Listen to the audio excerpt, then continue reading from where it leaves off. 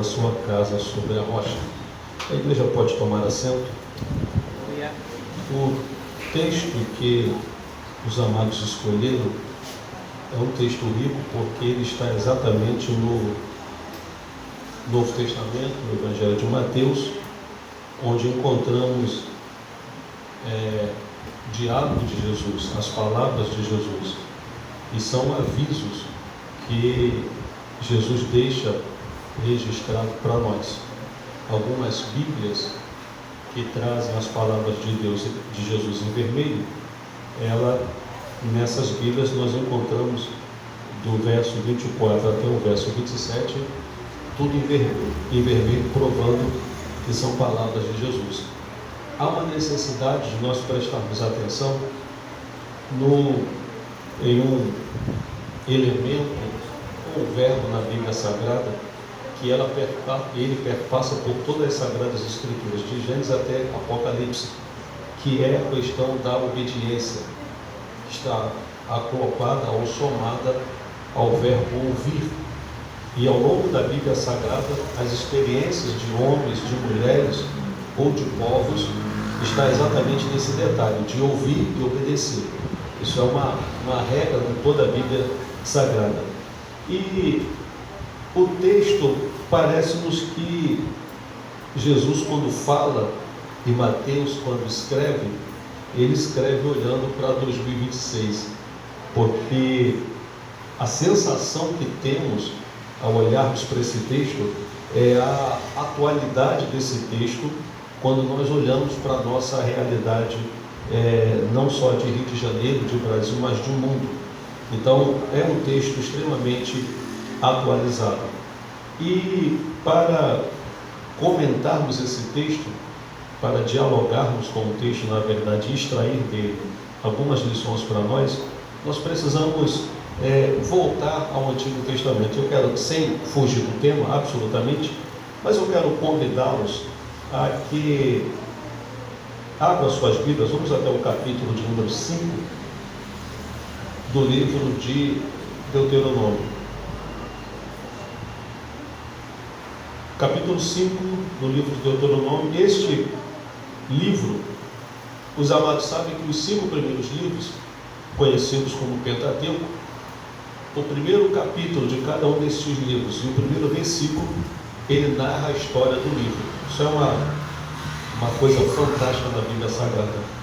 O primeiro capítulo de Gênesis, o primeiro capítulo de Êxodo, o primeiro capítulo de Levítico, o primeiro capítulo de Número, o primeiro capítulo de Deuteronômio, narra a história daquele livro.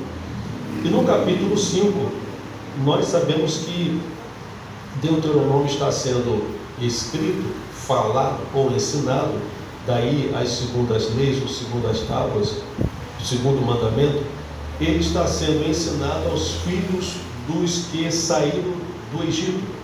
Os que saíram morreram em função das suas próprias palavras, porque eles disseram, bom seria que este deserto nos servisse de túmulo. E Deus ouviu, e assim foi. E Deuteronômio, então, são as instruções que Moisés está dando para os filhos, para que eles entrassem na terra prometida e obedecessem todos os mandamentos de Deus. Então, note que no capítulo de número 5, no verso de número 22, está escrito assim: estas palavras falou o Senhor a toda a vossa congregação no monte do meio do fogo, da nuvem e da escuridade. Essa escuridade aqui, ela pode causar estranheza no texto, mas nós encontramos uma resposta para este texto que está em 1 Reis 8:12 e 2 Crônicas também, capítulo de número 6. O próprio texto diz que Deus habita na escuridade, ou Deus habita na escuridão. Mas isso pode causar alguma estranheza para nós, porque o texto diz que Deus é luz. Em sendo Deus luz, como é que ele habita na escuridão? Essa escuridade aqui, ou essa escuridão, vai depender da versão. Tem uma versão que traz até penumbra, mas essa escuridade aqui era exatamente o pico do Sinai. Então o pico do Sinai não era visto, havia uma nuvem Então podemos imaginar que aqueles temporais que temos em dezembro, quando o céu fica rubro, aquelas nuvens pesadas, o pico do Sinai estava naquela semelhança, ou ficava naquela semelhança, quando Deus dialogava com Moisés. É isso que o texto diz de escuridade. Por isso que o texto diz que ele habita na escuridade. E o texto continua dizendo, com grande voz, e nada acrescentou, e as escreveu em 2 tábuas de pedra, e a mim mais deu. Moisés está narrando a experiência, narrando o momento que ele teve com Deus, e servindo de veículo para que chegasse às mãos do povo aquilo que Deus lhe tinha confiado às mãos. Então, no versículo de número 22, a lição que aprendemos aqui é o firmamento. O tema que a igreja escolheu fala exatamente desta base. É possível que hoje nós olhemos para pessoas, podemos olhar para casamentos, podemos olhar para ministérios, podemos olhar para a igreja que simplesmente naufragaram, não existem mais. 21 anos, se olharmos para trás, há 21 anos atrás, é possível que contemos as pessoas que estavam conosco e hoje não estão mais, por causa da base, por causa da raiz, porque vento forte sempre teve, vento forte sempre terá, vento forte sempre vai acontecer contra a vida do cristão. A única diferença entre nós e o povo do mundo, porque o texto dá base para isto, a única diferença é a base, é o esteio, é onde nós estamos fincados, é onde nós estamos com a nossa raiz. Então observe que no versículo de número 22 está o firmamento, ou está a base disso tudo, e nós encontramos aqui exatamente a necessidade que cada um de nós tem de olhar para a nossa raiz, de olhar para a nossa base, de olhar para a nossa estrutura. Mas vamos avançar, que eu preciso chegar no capítulo 7 do texto que os amados escolheram. Então observe que no versículo 22 Deus ainda fala. Deus falou antes da abertura desse trabalho, Deus falou nos primórdios dos nossos irmãos em Cristo Jesus, Deus falou há 21 anos atrás, no aniversário dessa igreja, Deus falou ao longo dos 21 anos para esta igreja, neste santuário, e continuará falando, porque esta é a bondade dele para conosco.